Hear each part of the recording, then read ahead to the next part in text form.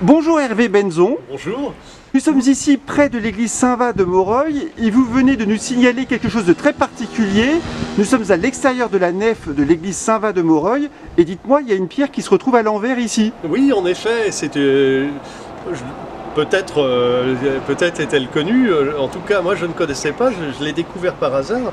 Et sur cette pierre, on voit gravé le nom d'un laboureur au XVIIe siècle, Pierre Patrouillet, avec la date 1658. Je pense que c'est assez rare et assez étonnant pour être signalé. Cette pierre est à l'envers. Pourquoi ?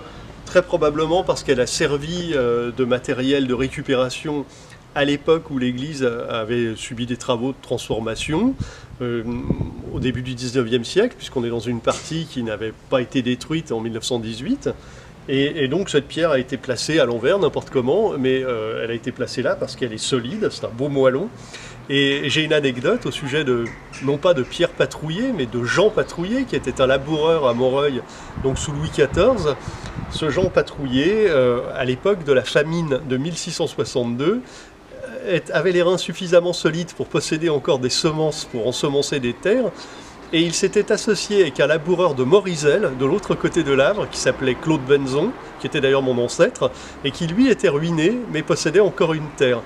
Et afin de conserver cette terre, il a passé un contrat devant le notaire royal de Moreuil afin que Patrouillet lui donne de la semence et ensuite la récolte a été partagée en parts égales entre les deux paysans. Comment expliquer que le nom de Pierre Patrouillet figure sur cette pierre précisément? Alors ça, c'est une question à laquelle il est difficile de répondre. Soit il s'agit d'une pierre tombale et en ce cas, ce devait être un paysan riche, vraiment riche, hein, un fermier laboureur, probablement. Soit c'est le vestige d'une pierre qui portait les noms des paysans qui donnaient de l'argent à l'église afin qu'on prie pour le salut de leur âme, ce qu'on appelle les hobbies, du latin hobbit. Et il est possible que ce soit cela. En tout cas, je n'en sais rien.